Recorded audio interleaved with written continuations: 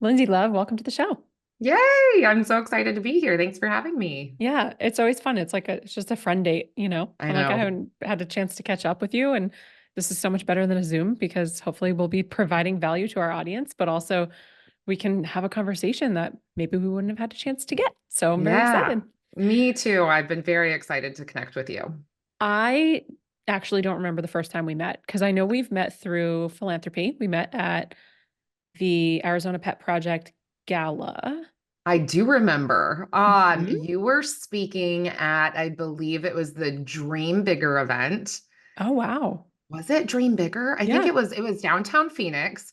And I know that you were just recovering from Yes. I think you had mentioned you were recovering from some type of health situation. And so and I had talked to you, but you were it was just like in passing. But that was the first time we met. And it was not a very memorable meeting for either of us. But I do remember meeting you for the first time there. And then we've just kind of crossed paths. I feel like we have such a similar network and similar Yeah. values and interests. So Yeah. yeah. I know. I'm so excited to have you on because we do have so many things in common. We've crossed paths so many different times. So, why don't you tell our audience exactly who you are and what you do? So, give us a little backstory on what you do. Sure. So like many people out there, I'm a recovering corporate America employee dropout. So I worked in corporate America for about 12 years before I decided to take the leap into self-employment, entrepreneurship, whatever you want to call it. I worked for big companies like General Mills and Tyson Foods and had lots and lots of employees. And just what I found over the course of my career there is I learned so many amazing things that helped make my entrepreneurial journey successful.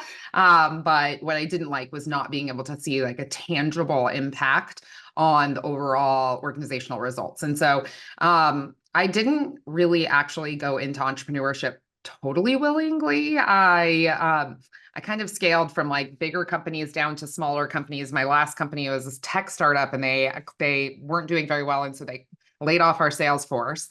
And my choice was to work for one of our clients or use my real estate license and become a realtor. Those were the options as I had them at the time. And so my grandmother was a realtor my whole life. She was a great example. She was just an icon, a pillar of her community. She was somebody who, if you were recovering from surgery, she'd be bringing you over dinner, or if there was a potluck, she'd be making deviled eggs. And so I spent a lot of time with her. And she was a realtor in the time where real estate agents were, really admired, and they weren't kind of what they are today with the low barrier to entry and a lot of the things that people don't respect about the real estate industry. And so I thought I'm going to go into real estate and I'm going to kind of bring back those traditional classic values. And so that's how I launched my business, exactly how she did.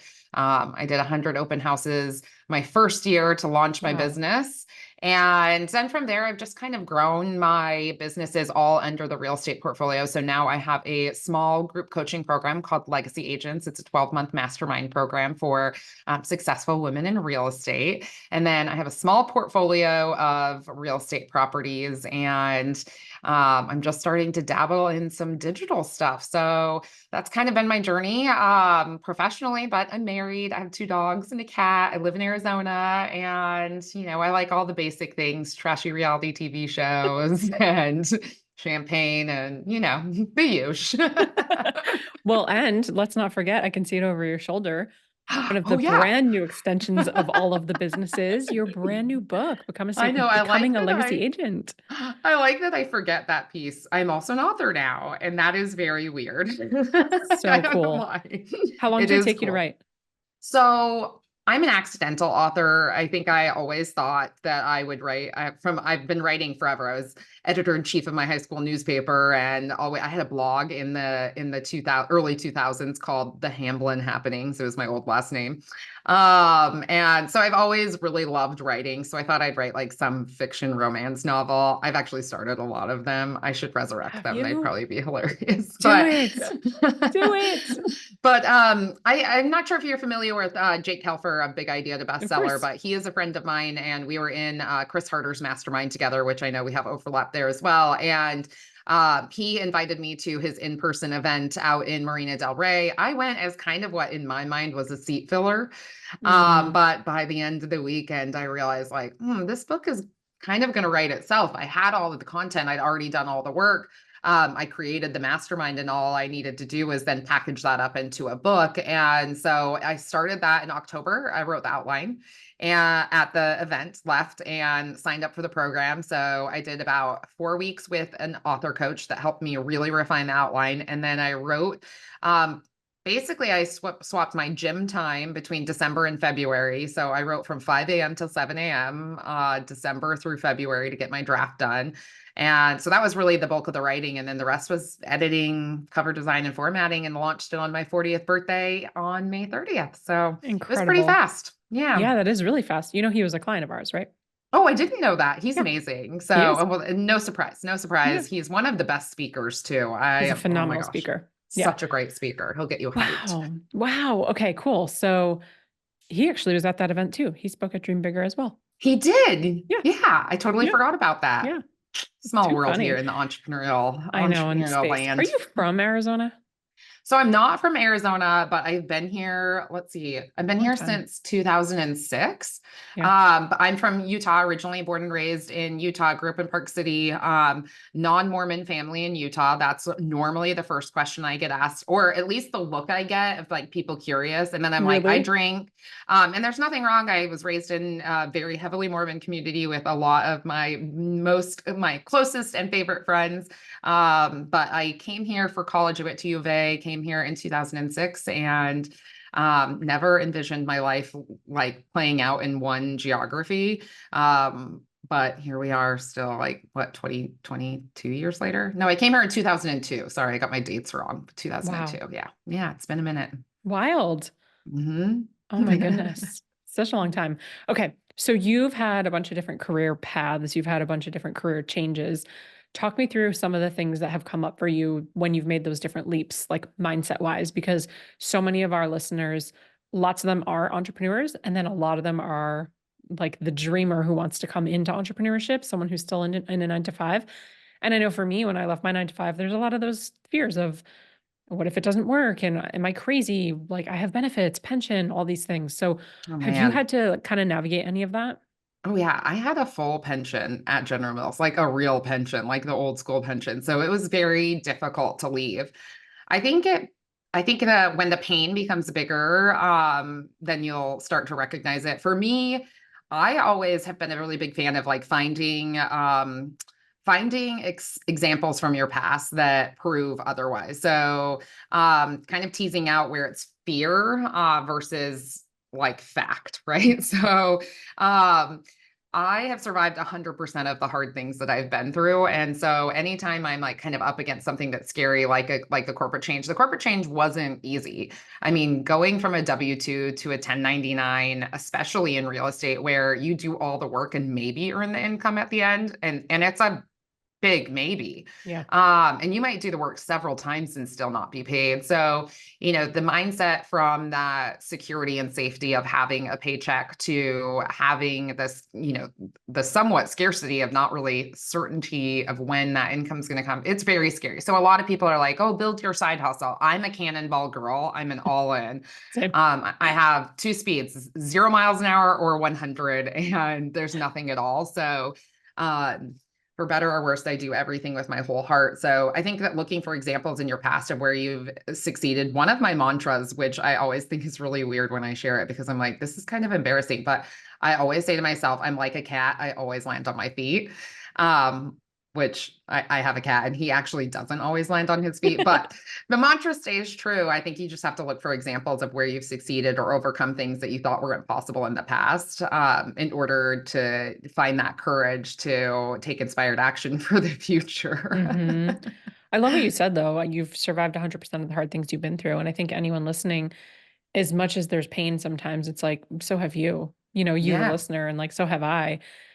You might not do it with the most grace. It might not be the easiest season of your life, but it's like, if we're here and we're listening at this moment, we've gotten through some stuff before. So I love that you just look for the evidence and then sort of shoot your shot. And I'm the same way, cannonball, 150 miles an hour or zero. There's nothing in between. Yep. Well, I think when you really think about it, any person that you talk to probably has a story that would bring you to your knees. Hmm. I have my year of 30 was my pivotal year. It's when I left General Mills. I didn't actually go into entrepreneurship from there, but I got divorced in that year from my first husband of 8 years. My nephew, he sadly drowned and passed away in a terrible accident. And my dad and stepmom were in a very life-threatening motorcycle accident all within 12 months. And like, okay, we can change careers, right? Like, Yeah. that is not a big deal. So I think it's also like your tolerance for pain Hmm. and discomfort, and what's your relationship with that. If you haven't had a lot of challenges in your life, then changing careers is probably going to seem like a really big daunting thing, and that's okay. Yeah. But most of us have something that has really changed the course of our life, that was really out of our control. And so I think if you just compare it, like I got through that year of my life, I literally can do anything. Yeah. It's interesting though, because I feel like there's the growth mindset and then there's the sort of stuck kind of victim scarcity mindset. And for a lot of people, without judgment, it's, yeah, but I'm going through all these things. This is the hardest year of my life. This is not the time. I'm not ready. This is not the time to leave my career right now. I'll do it later. I'll do it when, fill in the blank, when things get easier, right? So I'm looking at you going, wow, those are three really big, heavy things that you were going through during one year. Where are you like, yep, this is this is the perfect moment to throw another, coal on the fire. I mean, I think life is so fragile, Yeah. and that is one of the things that, growing up I didn't experience a lot of loss. Like I was raised in a very, I would say, upper middle class family. We didn't want for anything. My parents were both employed. In fact, my parents are like the anti-entrepreneur. They both started and retired with the same company. Wow. And my mom started as an unpaid intern and retired, 30 years later, with a pension, of course. But I think that you just have to really think about like what pain is worse. Is the pain of not realizing your full potential and what your dreams are, if that's not painful enough to make you want to change, even in the midst of like, it's not perfect timing. It's never going to be perfect timing. I mean, Jess, was it perfect timing to have a baby? It's just never perfect timing, right? You have to just decide which pain you can tolerate more.